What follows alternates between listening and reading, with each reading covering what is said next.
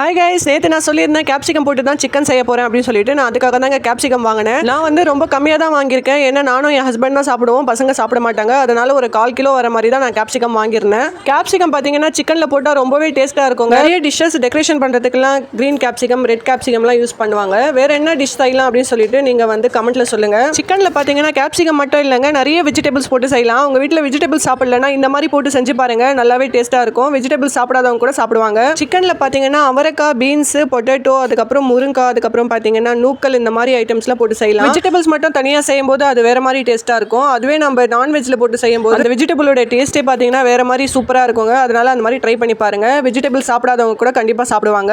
நான் இது வந்து கொஞ்சம் கிரேவி மாதிரி தான் வச்சிருக்கேன். ஏன்னா கொஞ்சம் கிரேவி கூட வச்சுட்டு சாப்பிடுவாங்க எங்கள் வீட்டில். அதனால நான் கிரேவி மாதிரி வச்சிருக்கேன். இதோட நான் கொஞ்சம் ரசம் கூட வச்சிருக்கேன். அதனால கொஞ்சம் தான் லைட்டாக கிரேவி மாதிரி வச்சிருக்கேன். மண்டேலேருந்து லஞ்ச் ப்ரிப்பேர் பண்ணணும். அதுக்காக நாங்கள் வந்து வெஜிடபிள்ஸ் வாங்க தாங்க போயிருந்தோம். மார்க்கெட்டுக்கு தான் போயிருந்தோம். மார்க்கெட் வந்து பார்த்தீங்கன்னா இப்போ வெளியே தான் வச்சிருக்காங்க. ஏன்னா புதுசாக வந்து கட்டிட்டு இருக்காங்க, இன்னும் ஓப்பன் பண்ணல. அதனால அவுட்டரில் தான் வச்சு சேல் பண்ணிட்டு இருக்காங்க. நிறைய வெஜிடபிள்ஸ்லாம் ஃப்ரெஷ்ஷாக வந்துருந்தது. நானும் நிறைய வெஜிடபிள்ஸ் வாங்கினேன். காலிஃப்ளவர் பாருங்க, கிரீன் கலர்லயும் இருக்கு. கிரீன் கலர் காலிஃப்ளவர் வந்து நான் சமைச்சிருக்கேன், நல்லா தாங்க இருக்கு. காலிஃப்ளவர் டேஸ்ட், ஒயிட் காலிஃப்ளவர் இருக்கு இல்லைங்களா, அந்த டேஸ்ட் தான் இருக்கு. நானும் இது பார்க்கவே டிஃப்ரெண்டா இருக்கு, எப்படி இருக்கும் அப்படின்னு தான் நினைச்சேன். ஆனா வந்து நல்லா டேஸ்டா தாங்க இருந்தது. நான் வந்து காலிஃப்ளவர் பக்கோடா செய்வாங்க இல்லையா, அந்த மாதிரி தாங்க செஞ்சிருந்தேன். அதே டேஸ்ட்ல இருந்தது, நல்லா இருந்தது. நீங்களும் ட்ரை பண்ணி பாருங்க. நாங்க வரும்போது பாத்தீங்கன்னா குல்ஃபி ஐஸ் சேல் பண்ணிட்டு இருந்தாங்க. பசங்களுக்கு வாங்கி தரலாம் அப்படின்னு கேட்டா ஒரு ஐஸ் வந்து 20 ரூபாய் அப்படின்னு சொன்னாங்க. முதல்லலாம் பார்த்தீங்கன்னா 10 ருபீஸ்லேயே வந்துடும். இப்போ பார்த்தீங்கன்னா விலை ஏறிட்டு இருக்கு. இந்த சம்மர் வந்துட்டாவே வந்து இந்த மாதிரி கூலிங் ஐட்டம்ஸ்லாம் விலை ஏறிடுதுங்க. ஜூஸ்லாம் கூட விலை வந்து அதிகமாயிடுது. இந்த மாதிரி ஐஸ்லாம் கூட விலை வந்து அதிகமாயிடுது. ஏன்னா இந்த வெயிலில் நின்று விற்கிறதெல்லாம் ரொம்பவே கஷ்டமான ஒரு வேலை தான். அடுத்ததான் நாங்கள் போனது வந்து வெங்காயம், தக்காளி வாங்க தாங்க போயிருந்தோம். அங்கே பார்த்தீங்கன்னா தக்காளி சூப்பராகவே இருந்தது. நான் வந்து பார்த்தீங்கன்னா 1 வீக்கு தேவையான தக்காளி வெங்காயம் வாங்கி வச்சுப்பேன். ஏன்னா அதுக்கப்புறம் 1 வீக்கு பார்த்தீங்கன்னா நான் வெளியே வர வேலையே இருக்காது. அதனால வந்து நான் முதலே வாங்கி வச்சுப்பேன். நான் தக்காளி வெங்காயம் வந்து மார்க்கெட்டில் வாங்க மாட்டேங்க. அங்கே வந்து கொஞ்சம் ரேட் வந்து அதிகமாக தான் இருக்கும். எங்கள் ஊரில் பார்த்தீங்கன்னா இந்த மாதிரி வந்து வண்டியில் வந்து தக்காளி வெங்காயம் வந்து வித்துட்டு இருப்பாங்க. அவங்க கிட்ட தான் நான் வாங்குவேன், மார்க்கெட்டில் வாங்க மாட்டேன். அங்கே வந்து கொஞ்சம் அதிகமாக தான் இருக்கும், இவங்க கிட்ட வந்து ரொம்பவே கம்மியாக இருக்கும். அதனால நான் இங்கே தான் வந்து வாங்குவேன். நான் வாங்கினது வந்து தக்காளி ரேட் பார்த்தீங்கன்னா 3 கிலோ வந்து 50 ரூபாய் அப்படின்னு சொன்னாங்க.